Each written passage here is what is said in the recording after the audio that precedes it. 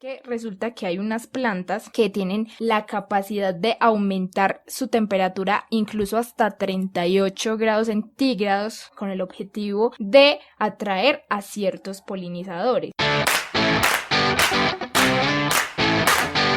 Esto es Otro podcast de ciencia. Un podcast hecho por 3 biólogos a los que nos gusta hablar de las cosas ñoñas, divertidas y a veces controversiales de la ciencia y la naturaleza. Esto es Otro podcast de ciencia.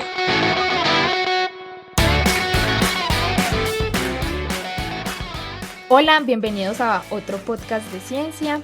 Yo soy Elisa y hoy estoy con David y con Elizabeth. Hola chicos, ¿cómo están? Hola, yo estoy muy bien, espero que ustedes también estén muy bien, contenta de estar de nuevo con ustedes grabando por aquí. Hola compañeras, ¿cómo están? Yo también muy bien, estoy muy contento porque hoy vamos a hablar de un tema muy interesante y que me gusta mucho. Sí, bueno, hoy vamos a finalizar esta serie que llamamos Wild Sex.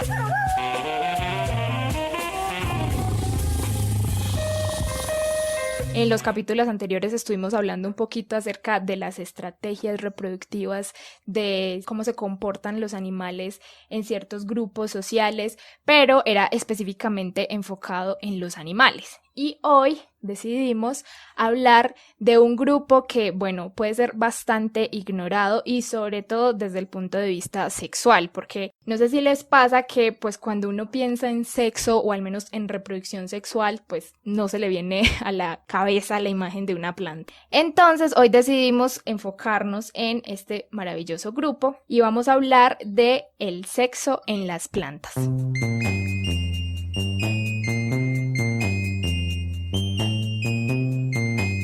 Antes de empezar, quiero recordarles que pueden seguirnos en las redes sociales. Estamos como @podcast_ciencia en Twitter y como @otro podcast de ciencia en Instagram y en Facebook. También pueden escucharnos en diferentes plataformas de podcast. Estamos en Spotify, estamos en Google Podcast, Apple Podcast y también estamos en YouTube. Así que si ustedes son más de escuchar podcast por ahí, ya saben que nos pueden encontrar. Pero bueno, ahora sí, empecemos. Yo creo que deberíamos empezar primero respondiendo una pregunta que al principio puede parecer como muy obvia, pero es cómo se reproducen las plantas. Y es que las plantas tienen formas de reproducción bastante curiosas y lo pregunto porque, bueno, nosotros cuando estábamos hablando de animales nos enfocamos básicamente en la reproducción sexual porque es al menos la más conocida y la más estudiada en animales. Pero resulta que en plantas hay más curiosidades al respecto. Entonces, ¿qué tal si hablamos y empezamos por ahí? Antes de empezar, es importante mencionar algo muy interesante que ocurre con las plantas a diferencia de lo que ocurre con muchos otros organismos, por ejemplo con los animales. Y es que las plantas tienen una ontogenia abierta. ¿Qué quiere decir esto? Que a diferencia de otros organismos, en las plantas las células madre continúan activas durante todo el ciclo de vida de plantas y entonces ellas tienen la capacidad de regenerar muchos órganos como las hojas, como los tallos, como en ocasiones las raíces, lo que significa que ese ciclo de vida va a estar permeado por este proceso tan importante que es el de la ontogenia abierta. O sea, es algo así como que ellas siguen creciendo toda su vida. Eso está relacionado con esa ontogenia abierta y que cualquier parte en teoría puede ser regenerada en cualquier parte de la planta. Aquí es importante también aclarar eso, es muy interesante lo que dices, Eli, porque en ocasiones cuando esas células ya están diferenciadas, resulta que si la planta lo requiere, por ejemplo, imaginen un tronco que fue cortado a la mitad, ¿qué sucede? Como esa planta busca estrategias para sobrevivir, esas células que están en el tronco se van a desdiferenciar, es decir, van a perder su identidad de célula especializada y se van a volver una célula madre, por así decirlo, y pueden volver a generar cualquier otro tipo de célula. Y eso es lo que conocemos como una reiteración, o por ejemplo cuando un árbol rebrota. Es decir, que una célula que cumplía con el transporte de nutrientes en el árbol puede cumplir otra función ya y empezar a crecer pues como como una planta nueva, por decirlo así, pues. Exactamente, así es. ¿No les parece maravilloso eso? Pues es algo muy loco. Sí. Sí, muy poderosas. Sí, sí. Eso justamente es lo que ha permitido que nuestras mamás y nuestras abuelas puedan hacer más grandes sus jardines, pasar por ahí robando un pedacito de la planta para sembrarlo en su casa. Exactamente, y ahí es a donde iba porque resulta que este fenómeno es un tipo de reproducción al que nosotros generalmente llamamos como reproducción asexual.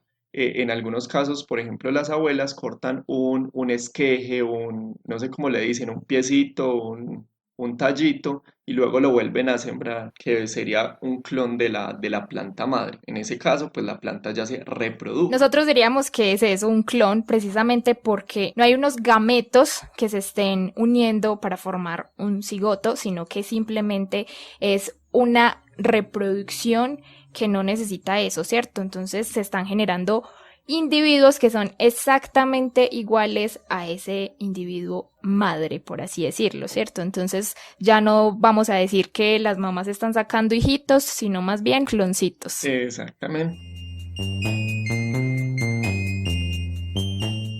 Bueno, pero como esta serie nosotros la llamamos Wild Sex, en realidad nos vamos a enfocar más por el lado del sexo. Entonces, hablemos de la reproducción sexual en las plantas. Entonces, empecemos por decir que qué es lo necesario para que una planta se reproduzca de manera sexual. Bueno, esa pregunta es muy importante porque ahí es donde intervienen los gametos. Y en las plantas, a diferencia de muchos otros organismos, pues no tenemos los gametos que ya conocemos como los espermatozoides o los óvulos, sino que tenemos unas estructuras particulares que albergan esos gametos. En este caso entonces serían el polen y los óvulos que hay en las flores. Y aquí es importante entonces mencionar también que las estructuras que están albergando esos gametos y que los están protegiendo y que están involucradas en todo este proceso de la reproducción sexual son las flores, ¿cierto?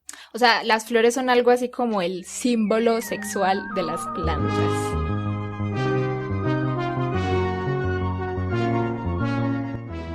Sí, o bueno, la cosa es que a veces cuando pensamos pues en las plantas y estamos hablando de sexo, tendemos a pensar en ellas de la misma forma en la que lo hacemos con los animales, ¿cierto? Que a veces cuando pensamos en estas estructuras como las flores, pues las estamos permeando de unos conceptos que no necesariamente tienen que ver con eso, porque acordémonos que las plantas son organismos supremamente diferentes. Por ejemplo, si nos ponemos a pensar en la evolución de las plantas y de cuándo por ejemplo, las plantas y los animales dejaron de tener un origen común en el árbol de la vida, pues nos damos cuenta de que eso fue hace mucho tiempo, incluso cuando los seres vivos aún eran unicelulares. A lo que quiero llegar con esta idea es que las plantas son supremamente diferentes de los animales y de muchos otros organismos y tienen, por supuesto, pues muchas diferencias muy marcadas que hacen que, como digo, estos conceptos no sean tan aplicables. Sí, es cierto lo que dice David de que realmente hacer pues como las comparaciones es un tanto erróneo, pero digamos que esas analogías nos ayudan a entender un poquito o a dimensionar un poco más cómo es el cuento pues de la reproducción y bueno, de muchos otros aspectos de la vida de las plantas. Pero aún así vamos a ver que aún hablando de la reproducción de plantas es muy difícil no hablar de animales. Exactamente, porque entonces ahí entramos a otro tema. Resulta que el proceso para que se dé la reproducción sexual con estas estructuras de las flores involucra un proceso en el que es necesario un intermediario. Una tras otra, cientos de flores producen estambres cubiertos de polen. Y como la mayoría de las flores, los girasoles establecen una íntima relación con los animales a fin de asegurar su reproducción. Y estoy hablando de la polinización.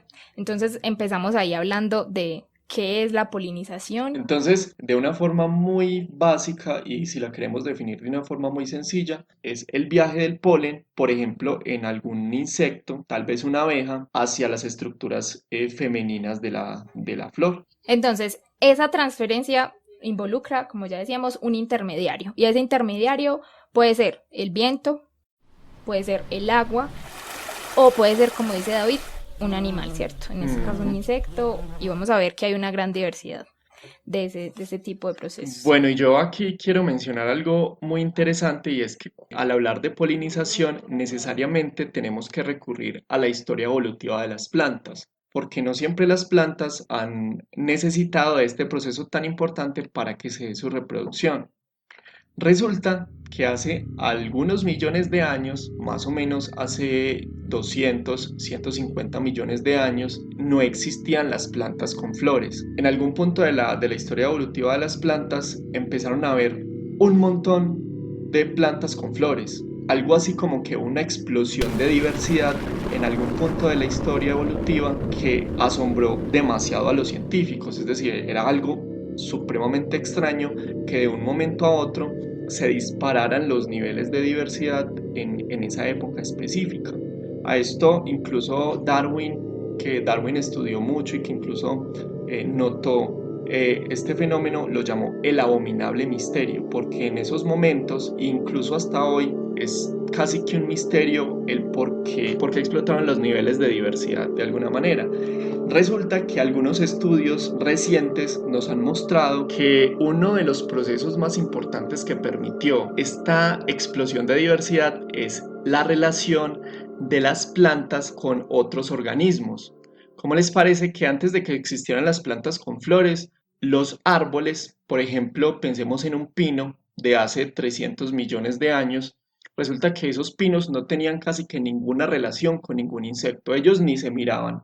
Pero ¿qué pasa? Cuando se da esta relación entre las angiospermas, las plantas con flores, y algunos insectos principalmente, pues empiezan estas plantas a ser mucho más exitosas en su ambiente precisamente por este fenómeno de la polinización. Y esto hace que exploten esos niveles de diversidad, o digamos que es uno de los factores que impulsan esa explosión en la diversidad.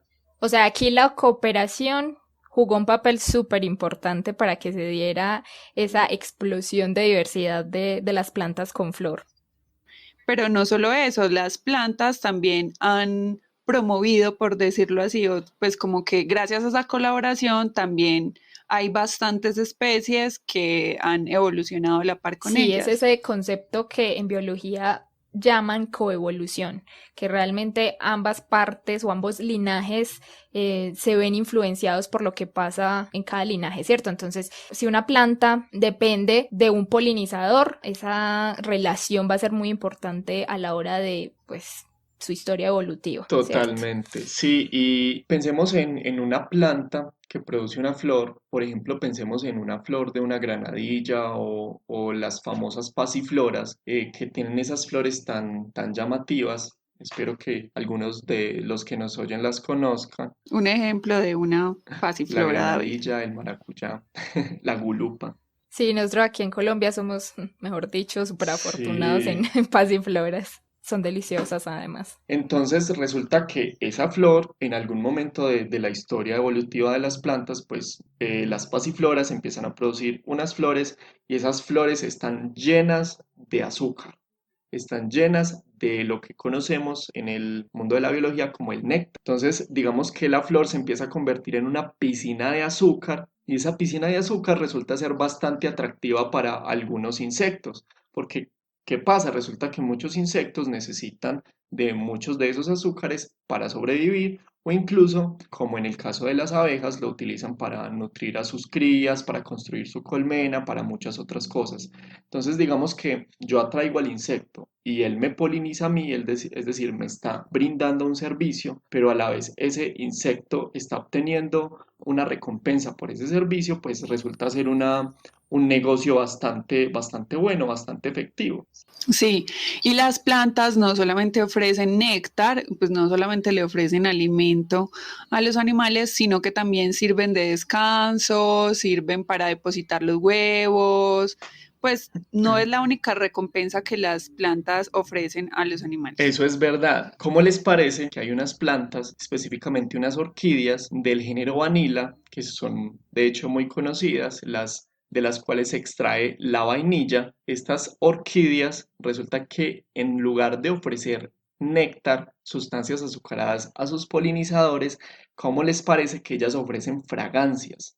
Porque resulta que para muchas abejas es muy importante obtener estas fragancias para su colmena. Y esa fragancia la abeja la lleva, se impregna en ella y la lleva a su colmena. Exactamente, así es. Entonces, con eso se me viene a la cabeza un concepto que leí en un libro hace poquito. El libro se llama El Reino Ignorado. Es un libro de divulgación muy bacano que se lo recomiendo full. Y es que ahí el autor hablaba de que realmente las plantas con flor tienen que hacer algo así como un marketing, como tienen que promocionarse. Y es precisamente ese tipo de cosas de las que ustedes estaban hablando. ¿Cómo hacen las plantas con flor para atraer a esos polinizadores que son tan importantes y que definitivamente son fundamentales para su reproducción sexual? El color, el perfume, el néctar y la forma contribuyen a hacer una flor irresistible.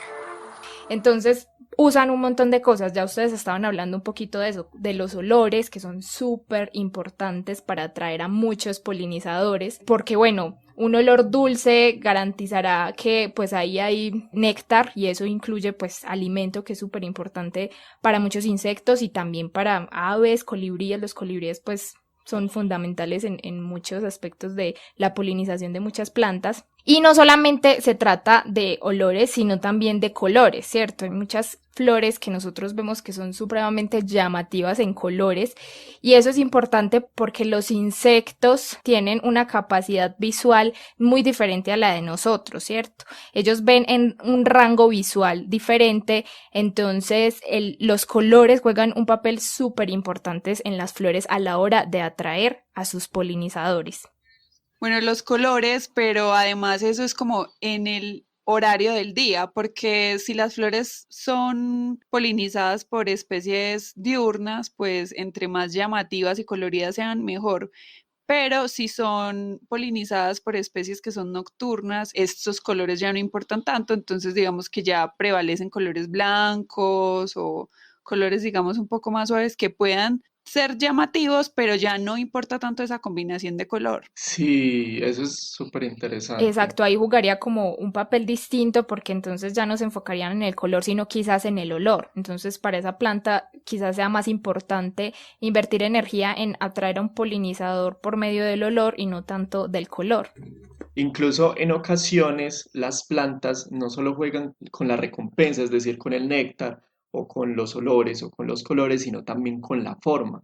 Este, pues, es el caso de las orquídeas, que son casos muy comunes, que justo vemos mucho en los documentales, son muy bonitos.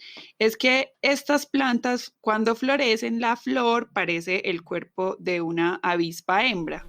Entonces, lo que hace la flor es atraer a los machos, tanto con su forma, pero no solamente con su forma, sino también con su olor. Entonces, tienen forma de hembra, lo que hace que el macho quiera reproducirse con estas. Y además, pues como decía, con el olor también las atrae, debido a que las hembras suelen atraerlos pues como con sus feromonas. Exactamente, ese es un proceso supremamente fascinante por el hecho de que la orquídea está produciendo una sustancia que es muy similar a las feromonas que a los machos los atrae hacia la hembra. Entonces, digamos que ahí está jugando un pequeño truco, está, digamos que haciendo, le está tendiendo una pequeña trampa al macho para obtener ese servicio tan importante de polinización. Es importante decir también que en este caso el macho nunca obtiene una recompensa, como en lo que decíamos ahorita, pues del néctar o de poder poner los huevos o tener, digamos, un refugio. En este caso el macho no obtiene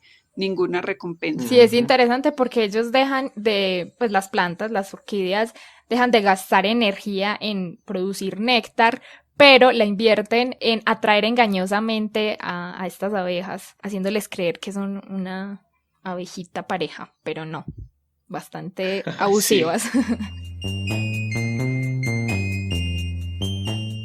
Y este no es el único caso de una flor tramposa que no ofrece ningún beneficio, sino que también hay otras que se valen de su forma, por decirlo así, pero estas lo que hacen es que atrapan a los polinizadores y los dejan ahí incluso hasta durante varios días.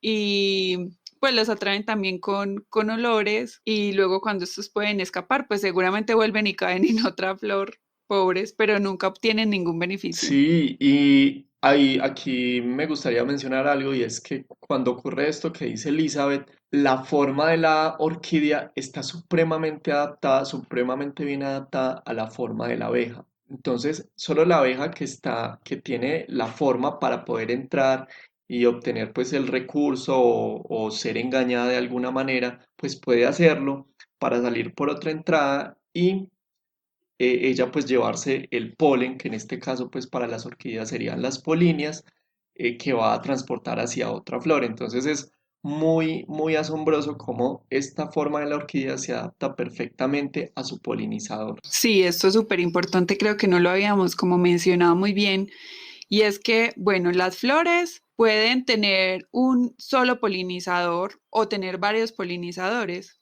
Muchas veces cuando tienen un solo polinizador, este polinizador está muy, o sea, están tan fuertemente relacionados como podemos ver el pico de un colibrí. Algunos picos de colibrí son mucho más largos para poder llegar al néctar de la planta o, o como decía David, pues que logre entrar el insecto por una parte de la flor y que al salir por otra se le pueda pegar el polen. Entonces sí, tiene que haber como cierta especialización ahí también del polinizador. Ajá, y ahí se me Exactamente. viene a la mente el famoso ejemplo de Darwin que se escucha mucho en estos libros pues de biología, el típico, y es que Darwin encontró pues una orquídea que tenía un espolón muy largo, y un espolón me refiero a un tubo que llega específicamente hasta el lugar donde la planta o la flor produce el néctar.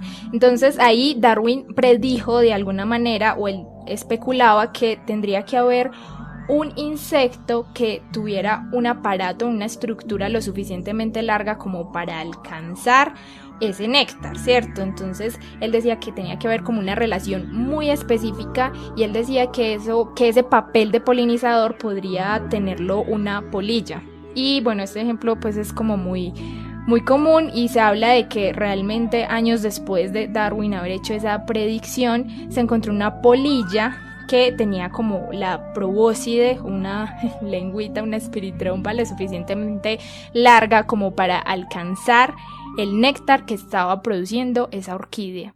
A propósito de eso, les vamos a dejar en las redes sociales un videito que tengo por ahí donde se puede ver este aparato que Lisa nos está contando. Por ahí se los dejaremos para que vayan y lo La busquen. espiritrompa.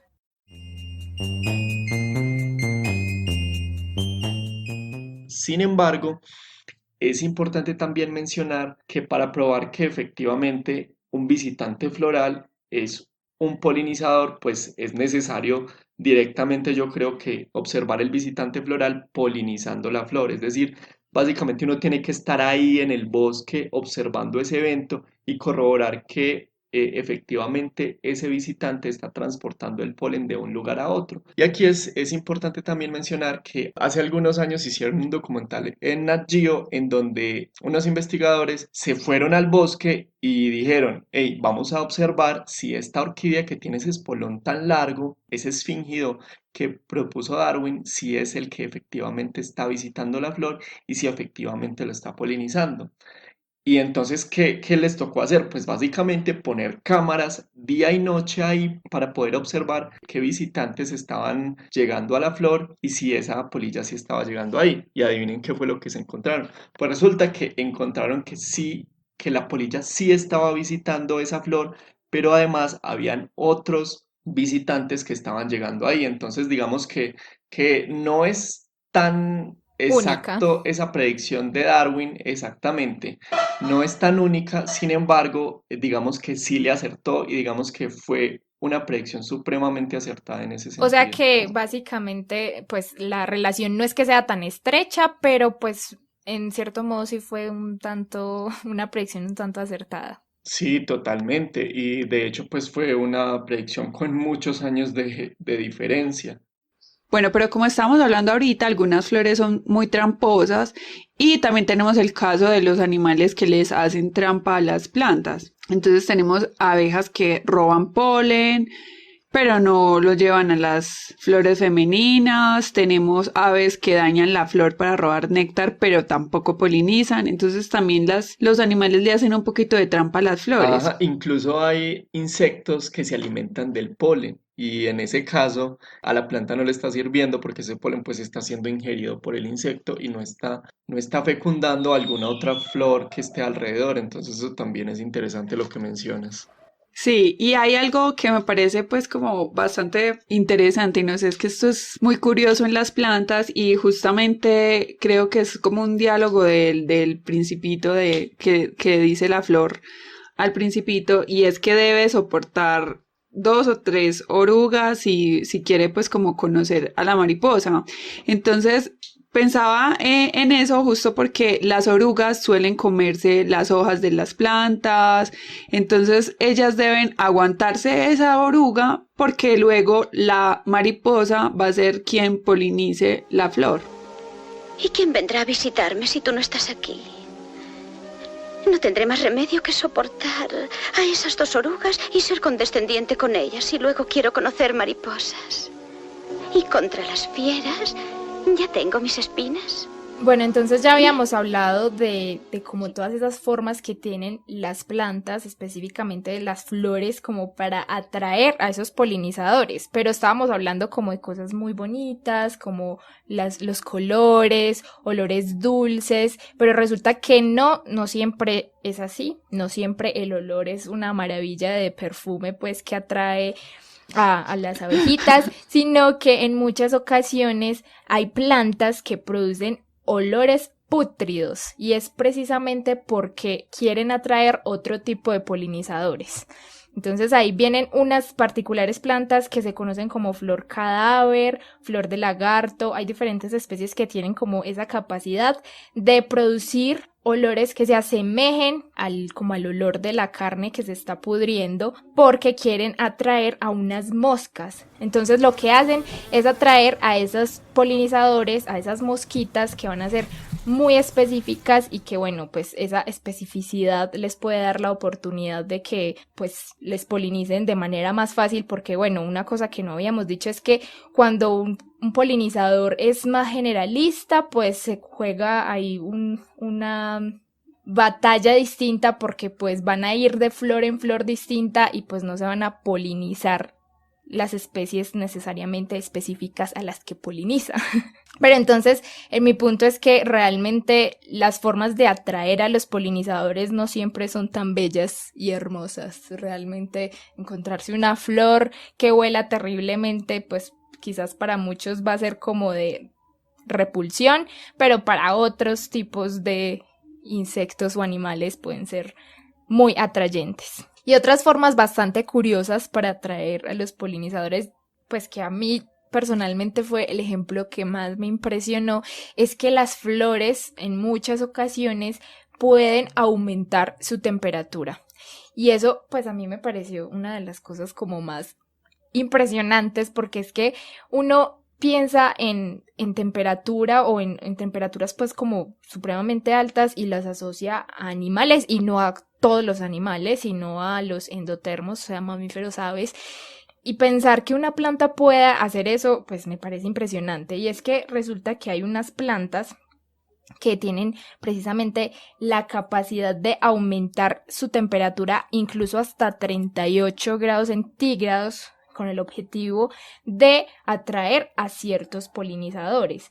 Entonces, esto no solamente ocurre pues como en una especie específica, yo estuve leyendo y realmente encontré que puede ocurrir en diferentes plantas. Es muy común en ciertas plantas que crecen en el norte, en las zonas templadas, porque en invierno pues realmente sabemos que en esas zonas no hay flores porque las plantas están en un periodo de hibernación, bueno, de que no tienen hojas y todo el cuento, pero resulta que hay unas que aprovechan ese tiempo para atraer ciertos, pues para cumplir su ciclo, ¿cierto? Y suben su temperatura no solamente para protegerse a ellas, sino también para atraer ciertos polinizadores. Y bueno, no solamente ocurre por allá en el norte, sino que por acá en los trópicos también. En Brasil hay una especie de planta que se conoce como Philodendron sellum, que es muy parecida Es muy parecida a los anturios, a estas famosas plantas pues que al menos por acá en nuestra región son muy comunes, a los cartuchos, pertenece a la Exactamente. familia Araceae, ¿cierto? Es Araceae, ¿cierto, David? Sí, las aráceas. Y ella es una planta que también puede aumentar su temperatura para atraer a polinizadores. Y eso me parece interesante porque yo estuve buscando realmente cómo hacen eso y lo hacen muy parecido a lo que hacemos nosotros. Literalmente ellas están quemando carbohidratos. Y pues, ¿cuáles son los carbohidratos de las plantas? O al menos uno de los más comunes, pues el almidón. Entonces ellos están literalmente quemando carbohidratos y en muchas otras ocasiones también pueden algo así como quemar grasas, que es metabolizar lípidos. Entonces es bastante interesante ver cómo una planta tiene la capacidad de hacer eso con el objetivo de atraer pues a ciertos bichos. Me parece que es increíble todas estas formas en las que las plantas atraen a los polinizadores, pero es aún más increíble que si lo comparamos, digamos, con el reino animal, pues las plantas no se enfocan en atraer como a su congénero, sino que se enfocan es en atraer a un polinizador. Contrario a lo que se hace en el reino animal, que el macho está tratando de atraer a la hembra, o sea, sus estrategias son para atraer a una hembra y en el caso de las plantas, pues su estrategia es para atraer a un insecto, pues es bastante Ujú. Sí, interesante esto. bastante interesante lo que dice Eli por el hecho, y yo creo que es principalmente por el hecho de que las plantas han evolucionado como organismos sésiles, lo que quiere decir que pues básicamente no se desplazan en el espacio, entonces digamos que por eso es que necesitan de alguna manera que alguien transporte sus gametos de un lugar a otro, mientras que los animales digamos que sí se pueden desplazar en el espacio, pueden ir a buscar a sus parejas. Sí, A propósito de eso, pues algo importante que no hemos mencionado es que las flores pueden ser, pues pueden tener solo órganos femeninos o pueden tener solo órganos masculinos o pueden ser hermafroditas, es decir, que tengan tanto órganos masculinos como órganos femeninos. En un solo organismo pueden haber flores con órganos femeninas y aparte flores con órganos masculinos. En fin, es toda una diversidad también esto. entonces ya con toda esta gama de ejemplos que realmente son muy diversos y que nos da una pequeñísima visión de la diversidad que hay en términos de polinización, en términos de plantas y polinizadores, seguimos entonces con el objetivo de todo esto, ¿cierto? Entonces, realmente lo que están haciendo ahí es un trío sexual.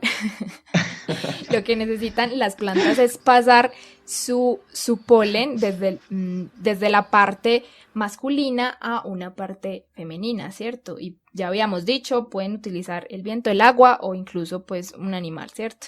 Pero el objetivo como tal es la fertilización. Entonces hablemos de cómo es a grandes rasgos la fertilización en las Eso, y plantas. ojo aquí porque tenemos que tener en cuenta que la flor se compone de varias partes específicas, pero si seguimos en orden de afuera hacia adentro en la flor, pues vamos a encontrar los sépalos, los pétalos, que son, digamos, los más llamativos, que son las estructuras que se encargan de atraer a los polinizadores, son las que se encargan de ser las más llamativas y las más interesantes. Pero también, si nos vamos moviendo hacia el interior de esta flor, pues vamos a encontrar esto que nosotros ya habíamos mencionado, que es el polen. Pues resulta que hay unas bolsitas que se llaman las anteras, en donde está todo ese polen y toda esta estructura masculina, pues le llamamos el estambre. Y si nos vamos moviendo hacia el centro de la flor, vamos a encontrar unas estructuras muy interesantes, que son las estructuras femeninas. Entonces, imagínense ustedes que en el centro de la flor hay un pitillo. Eso es como un pitillo que lo que hace es recibir todo el polen que va a llegar, ¿cierto? Entonces resulta que ese polen va a pasar por ese pitillo y se va a encontrar con, adivinen qué, pues las estructuras femeninas, que nosotros en este caso también las llamamos los óvulos, a pesar de que no es lo mismo hablar de óvulos en plantas que en animales. Entonces cuando ese polen llega a la estructura femenina, entonces él lo que hace es como tirarse en un tobogán por el pitillo. Entonces eso es a lo que llamamos el tubo polínico y va a bajar a encontrarse con los óvulos y por supuesto pues se va a dar ese proceso tan importante que es la fecundación. Y ahí es donde nosotros vamos a encontrar la unión de los gametos masculino y femenino y que nos van a dar como resultado un cigoto. Y ahí entonces es lo que forma el famoso fruto con semillas en las plantas, ¿cierto? Entonces de ahí, de todo ese proceso tan complejo que nos cuenta David, es que llegan, pues sí, los famosos frutos que nosotros tanto adoramos y necesitamos. Bueno, pero entonces ya es suficiente de hablar de las flores y esto lo digo porque es importante aclarar que no todas las plantas tienen flores.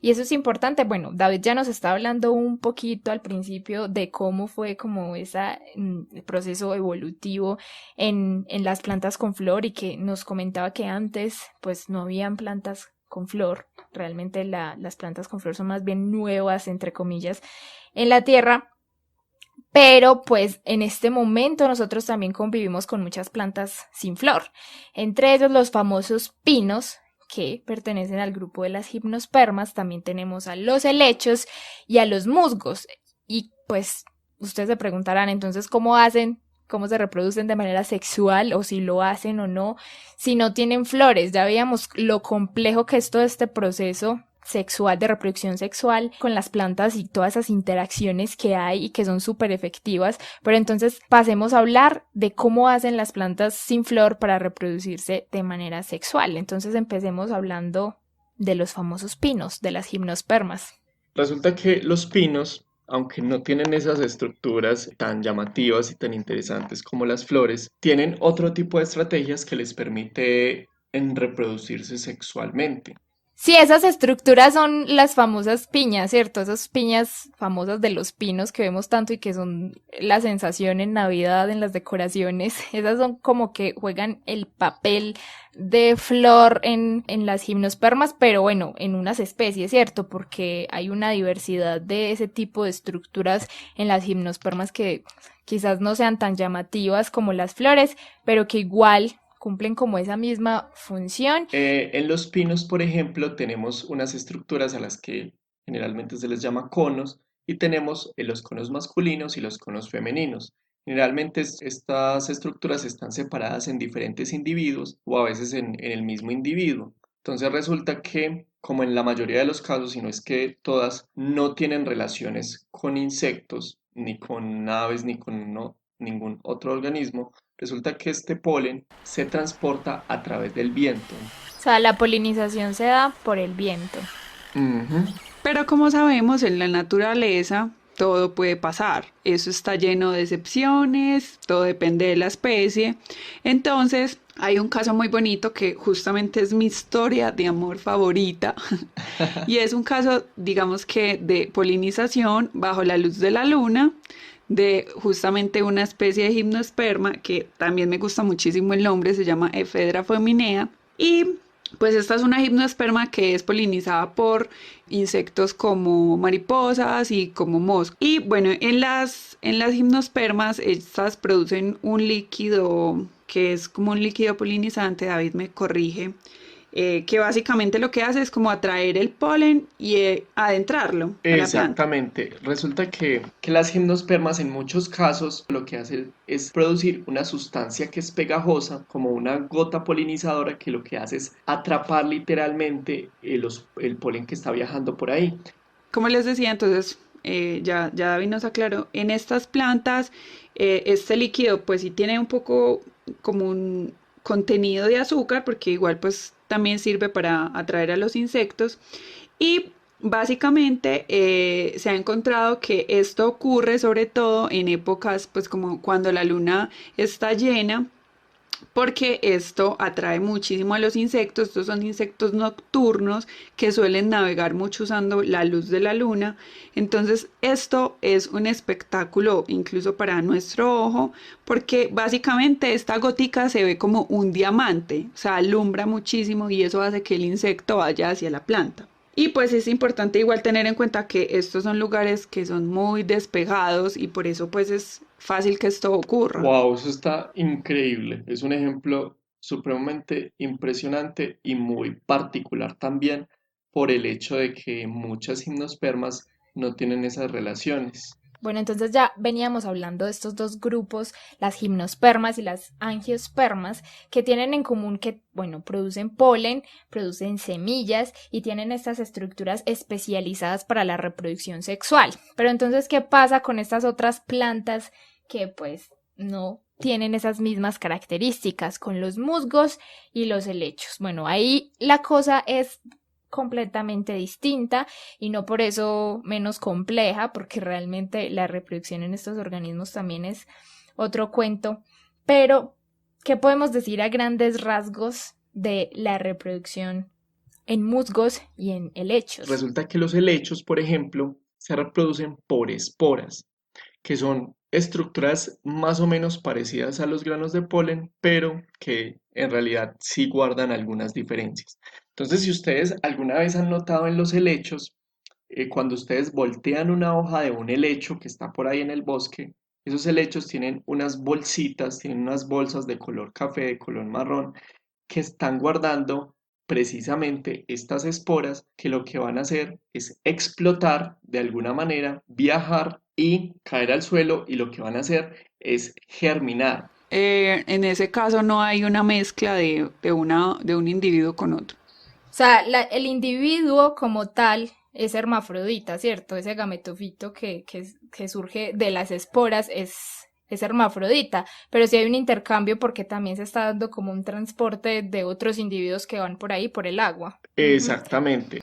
En los musgos también hay reproducción por esporas y básicamente la reproducción se da porque, bueno, hay un gameto masculino que es móvil y uno femenino que es inmóvil, ¿cierto? Entonces los masculinos nadan, por decirlo así, en goticas de lluvia o de pues el agua, como igual son muy dependientes de esto, hasta que llegan a ese gameto femenino y lo fecundan.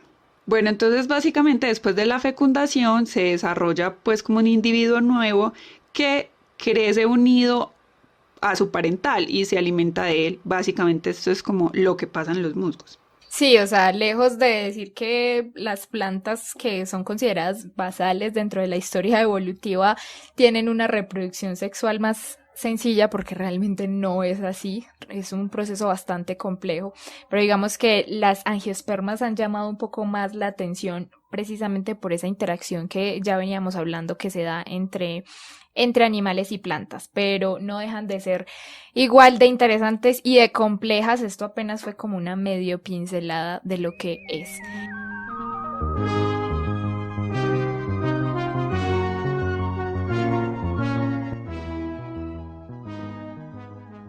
Entonces ya vimos que realmente la reproducción sexual, el sexo en las plantas es extremadamente diverso e involucra un montón de interacciones, ¿cierto? No necesariamente con animales, como ya lo mencionamos un montón de veces, sino también viento, agua, en fin. Hay un montón de interacciones y aquí nos podríamos quedar hablando muchísimo más y muchísimo más específico acerca de la reproducción en plantas, pero bueno, la idea tampoco es que esto sea una clase de botánica, entonces lo vamos a dejar hoy hasta aquí. Ya hoy finalizamos entonces nuestra serie Wild Sex. Y recuerden escuchar la serie completa de Wild Sex para que conozcan todas esas estrategias reproductivas tan curiosas que hay en la naturaleza, no solamente en las plantas, sino también en los animales. Y pues que esto aquí no termina, sino que hay muchísimo más después de todo este proceso reproductivo, y es la parte que viene después de la reproducción y son los hijos. Entonces también hay bastante que hablar ahí, muchas cosas interesantes y curiosas que seguramente vendrán más adelante, pero que es importante mencionar que hay todo un proceso después de esto muy, muy, muy interesante. Entonces aquí finalizamos el episodio. Gracias Eli, gracias David. Esperamos que a ustedes les haya gustado este episodio y ya saben que pueden seguirnos en las redes sociales. Estamos como @podcast_ciencia en Twitter y como @otro podcast de ciencia en Instagram y en Facebook. Chao. Chao.